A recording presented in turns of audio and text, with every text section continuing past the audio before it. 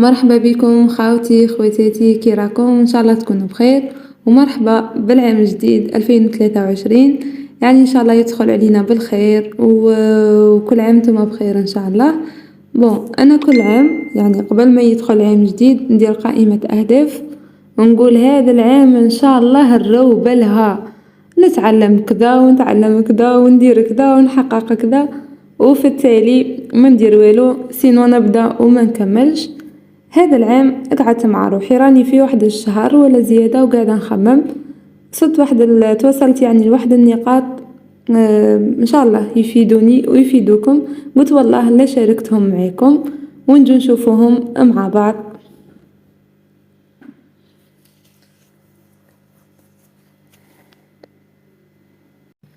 أول وأهم نقطة هي علاقتنا بربي سبحانه، يعني لازم نقوي إيماننا بالله عز وجل، لازم نحسن الظن به ونتوكلوا عليه في كل خطوة في حياتنا كبيرة ولا صغيرة، يعني هذا راح يخليك تعيشي في راحة نفسية لا توصف.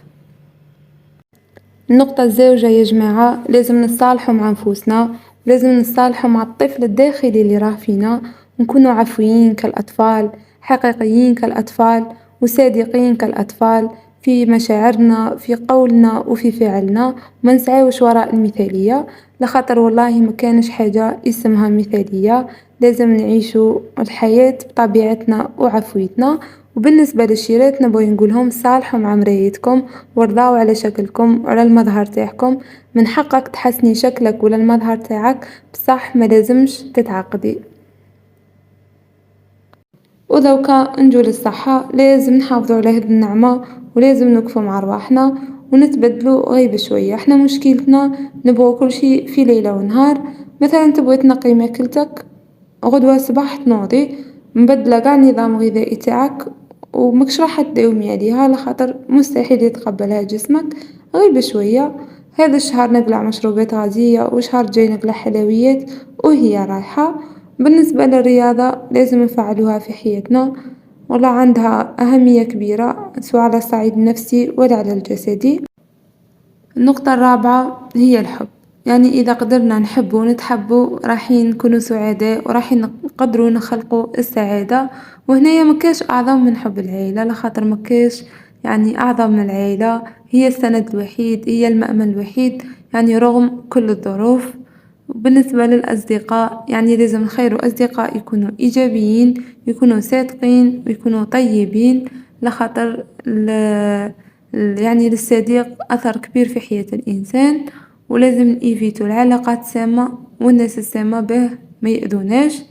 والحب بصفة عامة يعني نقدروا نعطوه لأي إنسان، ونعيشوا على مبدأ جبر الخواطر، ولازم تبحثوا على جبر الخواطر وعظمة جبر الخواطر، ولازم نعاونوا بعضانا باللي نقدروا، يا لو كان بنصيحة ولا بدعوة ولا بابتسامة. النقطة الخامسة لنفسك عليك حق، لازم كل إنسان يعطي فرصة لنفسه باه يريح، باه يخرج طاقة سلبية تراكمات، يعني بعد على ضغوطات الحياة. وانا نشوف أفضل يعني صديق يقدر يفاجئ على نفس الإنسان هو الطبيعة والحيوان. وثاني السفر، لازم نسافروا لخاطر السفر يبدل نفسية الإنسان 180 درجة، ومشي شرط تخرجي من بلادك، غير في بلادك وروحي مناطق جديدة واكتشفي ناس جدد وعادات جديدة. النقطة السادسة، كل إنسان عنده ميول عنده مواهب لازم يكتشفها ويمارسها ويخدم عليها، لخاطر الإنسان كي يهوى حاجة يقدر ينجح فيها، قادرة تكون يعني هي المستقبل تاعو، هي اللي تفتح له آفاق بغض النظر شنو هي، كتابة رسم طبخ أي حاجة. وهنا جيت للنقطة السابعة والأخيرة ما نطولش عليكم، واللي هي الوقت، يعني الوقت هذا غالي بزاف ولازم نعطوه قيمته نعطوه حقه.